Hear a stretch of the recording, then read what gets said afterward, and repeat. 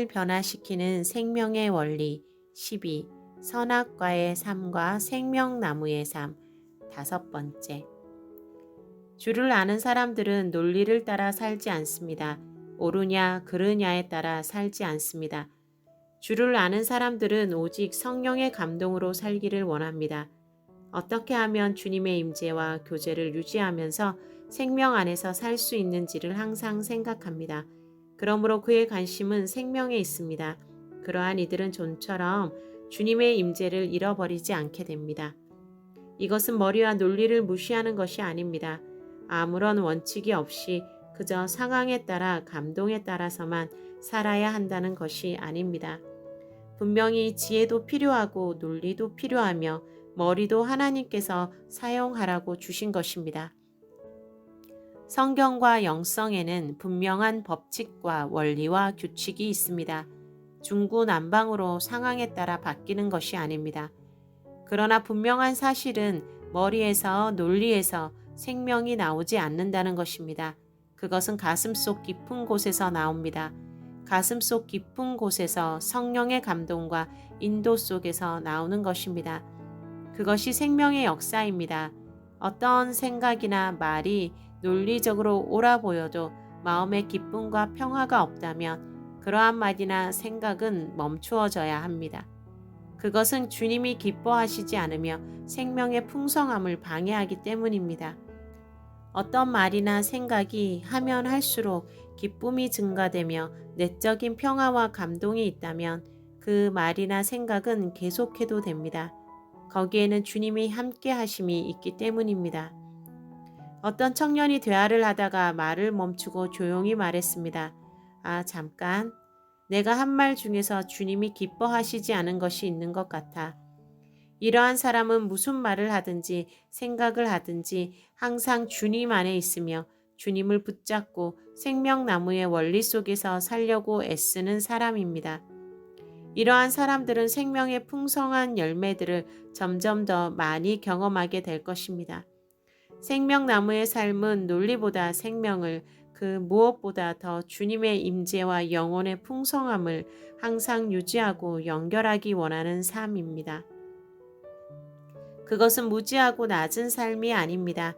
그것은 생명과 은총이 풍성하고 놀라운 깊은 삶입니다. 그것은 유치한 삶이 아닙니다. 그것은 초월적이고 깊은 삶입니다. 청년 시절에 어느 날 나는 버스를 기다리고 있었습니다.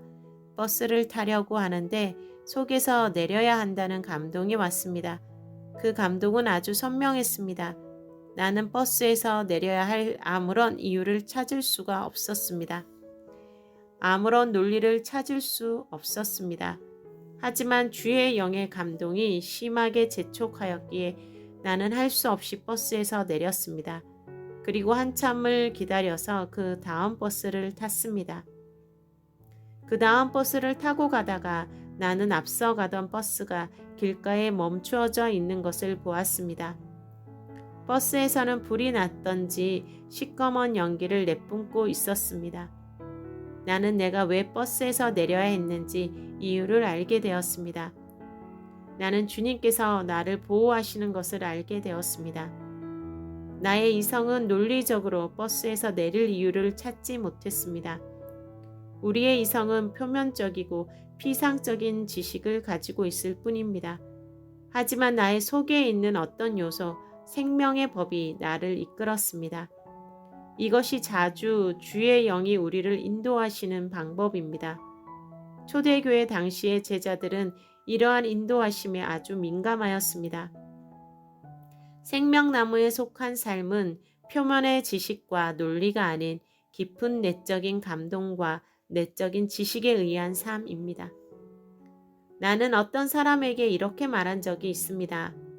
당신은 지금 겉으로 웃고 있지만 당신의 속에는 고통이 가득합니다. 하지만 지금 이 시간에 그것을 주님께 맡기면 주님이 당신을 치유하실 것입니다. 주님은 당신을 아시며 당신을 사랑하시기 때문입니다. 그렇게 말하면 상대방은 울기 시작합니다. 어떤 이가 나에게 무엇을 물을 때 나는 웃으며 이렇게 대답할 때가 있습니다. 당신은 그것에 대해서 묻지만 사실은 거기에 관심이 없고 당신의 마음은 다른 것에 있다고. 그렇게 말할 때 상대방은 놀랍니다. 그리고 마음을 엽니다. 그러한 지식은 논리에 속한 것이 아니고 내적인 것입니다. 자기 안에서 생명나무의 경험을 하고 주님의 내적인 인도와 감동을 따라 살게 되면 점차로 다른 사람들의 마음속에 있는 것들을 느끼게 됩니다. 그것은 생명나무들은 서로 연결되어 있기 때문입니다. 선악과와 논리로는 각 사람의 영혼이 서로 떨어져 있기 때문에 서로에 대해서 전혀 모릅니다. 관심도 없습니다. 말하면 말할수록, 같이 있으면 있을수록 서로가 더 외로워지고 거리가 더 멀어집니다. 몸은 가까워도 마음이 멉니다.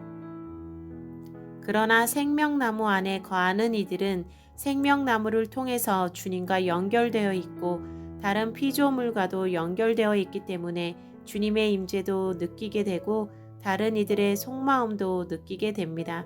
그러므로 우리가 무엇을 말할 때 상대방은 충격을 받으며 울고 마음을 열며 하나로 연결되는 것입니다. 그것이 바로 생명이 흐르는 사역이며 생명나무에 속한 사역입니다. 오늘날 많은 지도자들이 있고 사역자들이 있습니다. 그러나 생명나무의 삶을 이해하고 그 안에서 행하는 이들은 많지 않습니다. 많은 이들의 논리가 옳고 바르며 예리하고 정확하지만 거기에는 생명이 결여되어 있습니다. 하지만 깊은 평화와 기쁨을 얻고 하나님과 교통하는 삶을 살려면 머리로 살지 말고 가슴으로 살아야 합니다. 깊은 심령에서 하나님이 말씀하시는 대로 양심을 따라 살고 감동을 따라 살아야 합니다. 단순한 교리와 지식만으로는 사람의 영혼을 살릴 수 없습니다. 말이 옳아도 생명의 충만함, 하나님의 영광과 임재가 부족하다면 사람에게 도움을 줄 수 없습니다. 이들은 좀 더 생명에 대해서 알아야 합니다. 그럴 때 생명을 공급하는 통로가 될 수 있으며 하나님의 살아계심을 사람들에게 나타낼 수 있습니다. 선악과의 삶은 죽음의 삶입니다. 그것은 사람이 마귀의 유혹에 빠져 선택한 악한 길입니다. 인류는 자신이 직접 선악과를 먹지 않았지만 인류를 대표한 조상의 죄로 인하여 그 후유증을 가지고 태어나게 되었습니다. 그래서 계속 옳고 그름을 따지는 삶을 살게 되었습니다. 그러나 예수의 구속으로 인하여 과거의 제 문제가 해결되었기 때문에 이제는 더 이상 선악과를 선택하면서 살아서는 안 됩니다. 이제는 날마다 생명나무를 선택하고 생명나무에 속한 삶을 살아야 합니다. 그것은 논리와 옳고 그름이 아닌 생명의 연결, 하나님의 임재를 유지하는 것을 그 무엇보다 중하게 여기는 삶의 자세입니다. 하나님과 연결이 되면 생명이 있고 하나님과 끊어지면 생명이 죽는다는 그 통렬한 인식으로 사는 삶입니다.